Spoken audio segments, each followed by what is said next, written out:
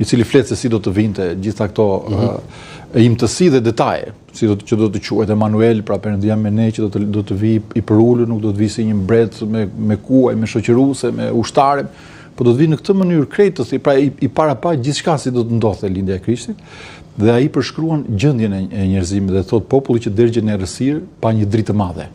Dhe ata që esin në luginën e vdekjes, edhe mbi ta është ndriti drita. Madje ne kemi dhe filozofin e famshëm Platoni, i cili na sjell atë analogjinë e asaj shpellës që thot, pra edhe në botën pagane, edhe njerëzit e ndriçuar të botës pagane, siç edhe Platoni, e filozofë të tjerë, Aristoteli e të tjerë, edhe ata panë që gjendja në cilin po jetonte njerëzimi ishte një gjendje shumë e trisht, shumë e dëshpëruar. Dhe pikërisht në këtë moment vjen lindja e shpëtimit, aty ku dukej sikur s'kishte më asnjë lloj rrugdalje, dukej sikur njerëzit jetonin në atë shpellën e Platonit, të lidhur me zinxhir, do të jetonin në atë errësirë që simbolizonte hadhin patjetër sipas tij, po simbolizonte ferrin sipas besimit, por pikërisht në këtë moment vjen Zoti, dhe vjen dhe të lind, si vjen së pari duke përmbushur prapë fjalën e Zotit, nga fara e gruas do të lind. Pra nuk do vi siç lindi, se çdo njeri, çdo njeri që vjen në këtë botë, por do lind nga fara e gruas, dhe shkrimet e përshkruajnë shumë qartë, sepse tek atyre referohemi shkrimit të shenjtë, ku tregohet në detaje se si ndodhi edhe lindja e Zotit Krisht, ku një ditë një angjëll dërgohet nga Zoti, kryeangjëlli Gabriel, i shfaqet një vajze Mariamës, Marijes, e cila ishte rreth të 15-tave, që kishte dy prindër shumë shprestar, që kishte lindur në një mënyrë të thuash mrekullisbërse, sepse si babai dhe nëna e saj, Joakimi dhe Ana, ishin të kaluar në moshë, pra ishin nga ana shkencore ishte pamundur që të lindin fëmijë. Por që Perëndia na pikërisht në atë moshë ata ishin duke thyer rregullat, themi, të ligjet e natyrës, bëri që ata të lindin një vajzë, dhe ata këtë vajzë që në moshën e vogël, që gati 3 vjeç, e marrin dhe dërgojnë në tempull. Dhe në tempull ata e lanë në kujdesin e priftërinjve dhe të kryepriftit që të ndronte në tempullin e Jeruzalemit, dhe kryeprifti i asaj kohe e mori foshnjën, fëmijën 3 vjeçare, Shënmarin, dhe e futi në vendin e të shenjta të shenjtëve, pra në vendin më të shenjtë që edhe kryeprifti hynte atje vetëm një herë në vit, sepse aty ishte vendi ku qëndronte Arka e Beslidhjes, aty ishte vendi ku qëndronte shkopi i Aronit, aty ishte vendi ku qëndronte. Pse hynte një herë në vit? Një herë në vit sepse vendi ishte shumë i shenjtë. Dhe kryeprifti duhet përgatitej përpara se të hynte. Pra nuk lejonte Zoti që të hynte asnjë gjë të hynte brenda atij vendi të shenjtë. Pra ishte vendi ku ruhej Arka e Beslidhjes. Dhe të gjitha që tek rasat e gur që ishin 10 porosit që ruheshin aty që Zoti ia dha Mojsiut, mendo para shumë qindra viteve. Po, shekujsh. Aty ishte mana që Zoti u hodhi atë si ushqim që u hithe nga qielli pikërisht popullit Izraelit kur endeshin në shkretin e Egjiptit. Ne dim që ata u endën për 40 vjet derisa shkuan në tokën e premtuar.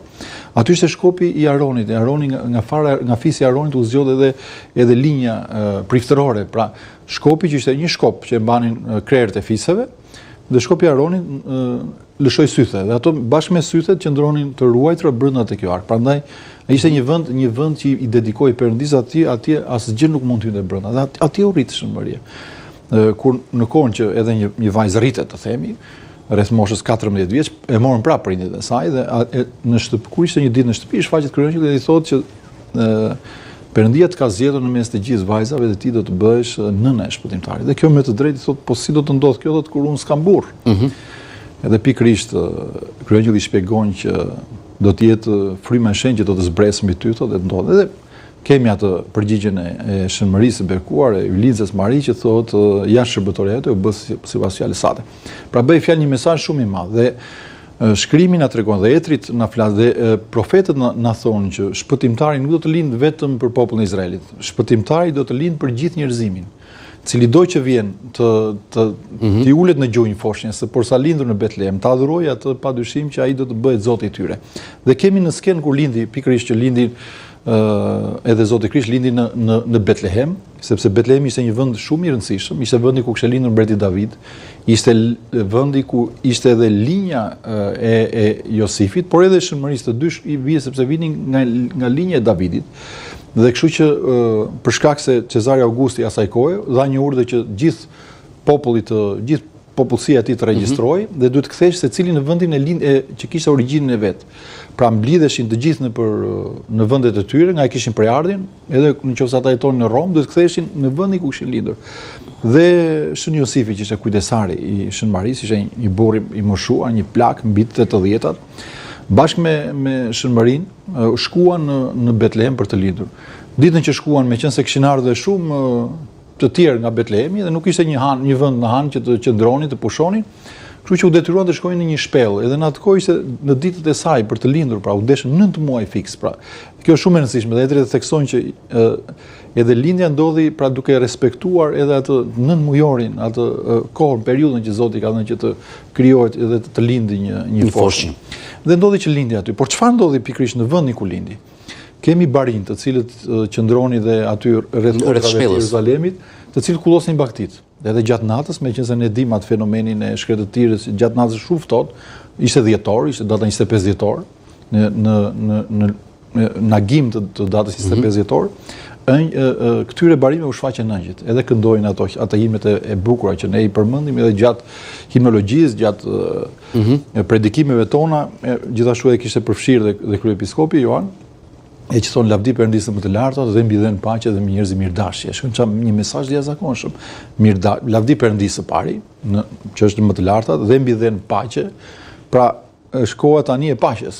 Pra iku koha e anarkisë, koha e dhunës, koha e vrasjes, dhe mbi njerëz mirëdashje. Pra mesazhi që vjen mirëdashje midis njerëzve. Dhe barinët, sipas ato që i udhëzuan edhe ëngjëjt, shkuan pikërisht të gjetën foshnjën që kishte lindur në shpellën e Betlehemit. Por ajo që është e çuditshme është që të pranishëm vinë disa mbretër, të cilët vinë nga Babilonia e largët. Ishin njerëz astrolog, mag që quhen në shkrimin e shenjtë, të cilët kishin kohë që shikonin një yll që e shikonin në qiellin ku jetonin. Dhe ata, 3 prej tyre, nisen me kuaj dhe nisen për të ndjekur pas të yll, sepse panë që lëvizjet e yll ishin të çuditshme, nuk ishte një yll normal. Dhe rruga i çoi aty te ajo shpellë. Rruga i çoi mu tek shpella ku lindi foshnja. Dhe e rëndësishme është dhuratat që ata ofruan. Pra të 3 mbretit, pra barinët i ofruan atë, të themi, pasërtinë e shpirtit të tyre, se ne dim nga çfarë natyre kanë barinët, por këta që ishin mbretër i ofruan, njëri ofroi ar, njëri ofroi Temiano dhe tjetri ofroi Miro. Çfarë do të thotë kjo? Ari ishte një dhuratë që jepe dhe bëj vetëm për mbretërit. Nuk ishte një por nga ana tjetër ishte për çudinë edhe të gjithë të barinëve, dhe gjithë të tjerëve që shikonin, që kuptuan që si ka mundësi që kësaj foshnje po vinë, po i ofrojnë arin. Gjithashtu një dhuratë ishte Miro. Miro ishte ajo që pikërisht ajo aroma që dhe ai lëngu që përdorej, aromatik që përdorej për të lyer mbretërit apo profetët. Pra ne dim që në kohën kur u zgjodh mbreti David, apo edhe mbreti Saul, mbreti i parë i popullit të Izraelit, ishte pikërisht Samueli, që ishte profet, i cili e vajosi me Miro edhe mbretin Saul, edhe më pas edhe mbretin David. Pra ishte një traditë e bukur që mbretërit vajoseshin. Edhe kjo vazhdonte deri edhe në Europë, në Europën perëndimore, vazhdonte kjo traditë që të gjithë mbretërit nga kryeprifti i tyre në çdo shtet, po themi, të Evropës perëndimore, vajoseshin pikërisht nga kryepeshkopi. Dhe e treta ishte? Dhe e treta ishte Temiani. Temiani ishte gjithashtu simbolizonte kryepriftërinë, pra tregonte që foshnja që po lind do të bëhet një kryeprift. Por kryeprift jo thjesht kryeprift siç ishin mësuar me kryepriftin e Izraelit, kryepriftërinë të cilët kishin ardhur edhe ishin vendosur pra aq kohë sa vazhdoi historia e tyre derisa lindi Zoti Krisht. Pra të treja dhurata simbolizonin që foshnja që po lindte ishte një mbret, ishte një më tepër se një profet, por edhe ishte edhe një kryeprift. Pra, dhe çfarë bën magët, për çudinë prapë edhe të gjithë atyre që ishin të pranishëm aty, ulën thotë dhe adhuruan foshnjën që lindi.